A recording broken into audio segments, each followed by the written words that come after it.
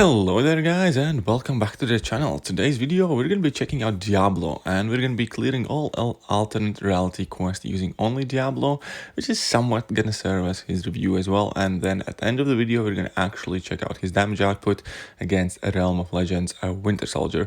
So basically how Diablo works is on these potions. He has 4 different potions. One basically gives him attack, one lets him deal extra energy damage, which is increased against opponents that have buffs as well. One gives him power, yeah, did I mention that one?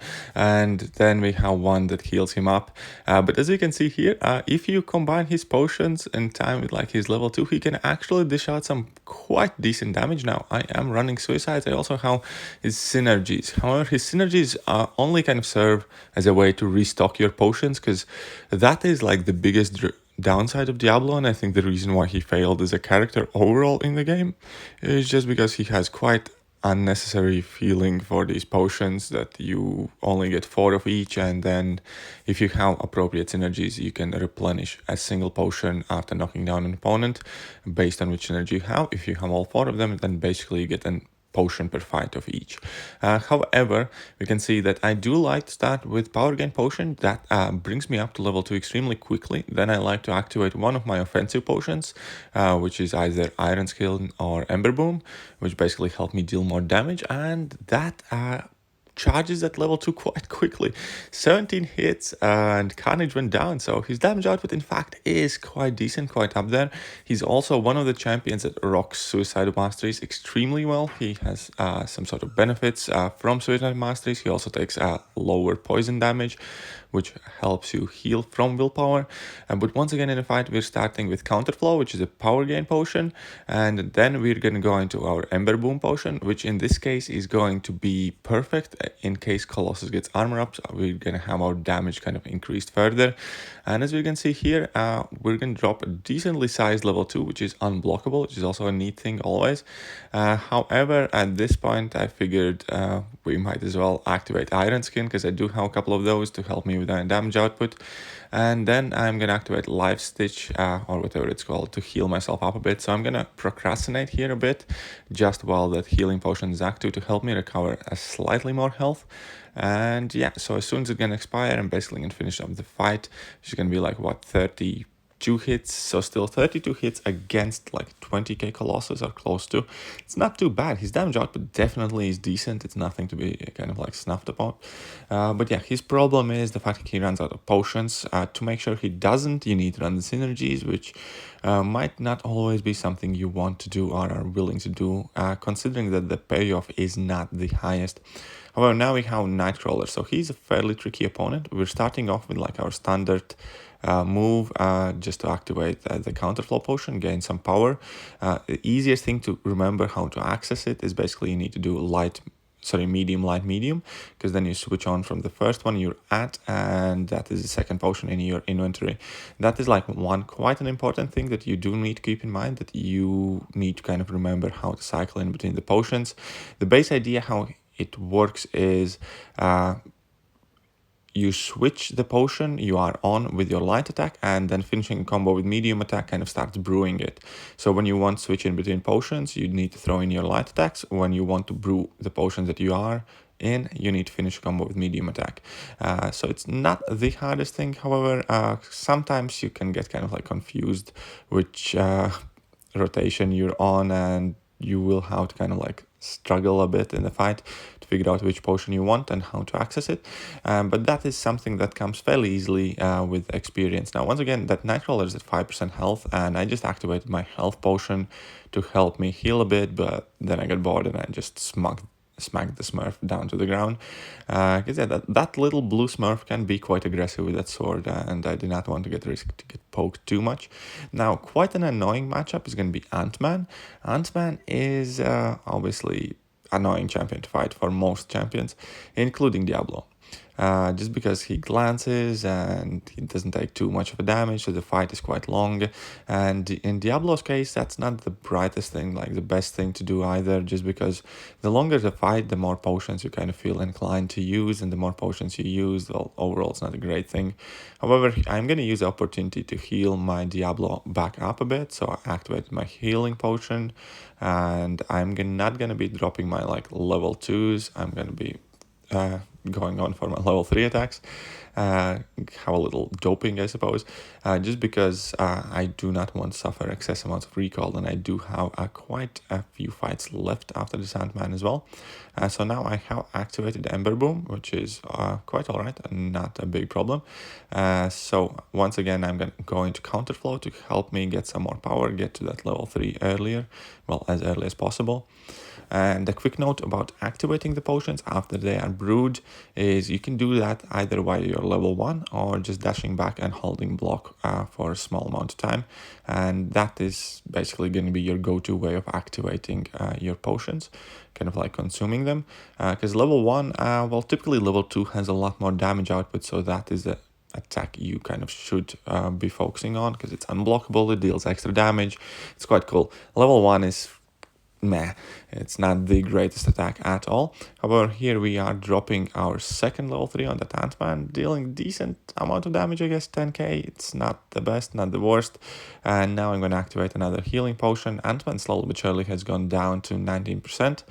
So we're 50 hits in. It still hasn't been the longest fight, considering this is a 6-star rank 1 champion against 20k Ant-Man. It definitely could be worse. But yeah, so here I drop a level 2 and he just dies very quickly. And yeah, so we have finished this fight and we're going to move on to the next one. Let's see who is our next opponent. It's going to be Captain America. So once again, unfortunately, we are at a class disadvantage. However, the matchup itself isn't too kind of awful. It's not that difficult to fight Captain America. So he starts off with heavy attack. I go into my standard opening of activating counterflow. That is by far like the easiest way how to get your fight started, because then you can easily get to level 2. Now I'm going to activate my counterflow, and at the same time I'm going to activate Ember Boom to increase my damage output. And so the plan is fairly simple. I just basically want to get to my level 2 while I have one of offensive potions active. However, I did accidentally push myself 3 bars of power. It's not the worst thing in the world. However, the fight would have been much quicker if I would have managed in time and dropped that level 2 instead. But hey, you know, happens. And yeah, so at this point we bait out his level 2. I'm going to activate my healing potion. Now there is another trick you can use with Diablo. I'm not sure if I showcase it in this quest or Winter Soldier fight, but you can use the potions you don't want the effect from with your heavy attack to place poison on opponent, which is also quite neat. The poison is quite decent as well, does a decent amount of damage. But here we went for Iron Skin. That is like your basic attack boost potion, basically like, I don't know, steroids. And yeah, so I dropped my level 2 and down he goes. That level 2 does hit insanely hard. Well, hard. Anyways, and now we're going to be up against this Wolverine Boss. Now, Wolverine is stun immune and he has Aggression Fury on him. So basically nothing too tricky, because I don't really rely on like dropping my heavy attack. Stun immunity is nothing too difficult to play around using Diablo. So once again, I'm starting off with counterflow just to get my power up quicker, and then I'm going to activate it, and now I need to get one of my damage kind of potions going, which is going to be Ember Boom. So once again, Ember Boom and Iron Skin are the potions you deal more damage with. So in this case, Wolverine drops his level 1, I drop my level 2, and he's practically dead already at 9%, which is quite cool. So at this point, I just want to bait out his special attack, punish it, deal a bunch of extra damage, and that's it. Down he goes in 16 hits. 16 hits is definitely a quite impressive result. It is quite useful to have that power gain mechanic from start of the fight and that big level 2, which is unblockable. But yeah, now we're going to check out kind of his overall damage output, and I'm going to mumble up a bit more about Diablo and why I think he doesn't work as a character in the game and what I think about him overall. So first things first, once again we're going for our power gain potion, and then I'm going to go for Ember Boom, and then we're going to check out how much damage we can do. But overall, Diablo's mechanics They're quite interesting. They might be a bit more on the complicated side, which is also another reason why I don't think too many people actually bothered to play with him, because he's not the most straightforward character to play, and you do have quite a lot to keep in mind. You do have to be like quite an experienced player to be able to manage him, because you need to alternate in between your lights and mediums, and you need to know which potions to pick, when to activate them, and how to use them and what they do, because it's quite many different effects. So it's quite confusing to play with him, especially at the beginning. And the downside is, unless you have Suicide Masteries, his damage output is horrible. He does benefit so much from Suicide Masteries, which is another kind of like condition, in fact, in playing him. So far we got, he's complicated, he needs Suicide Masteries, and then we can move on to the fact that all that complexity doesn't really reward you all that much. There are definitely champions that can do a lot more for doing a lot less, if that makes sense. There are champions whose effects are far more powerful without all this information, vast sea of information and actions that you have to keep in mind. However, look at that. That was a nice level too. But back to the kind of commenting.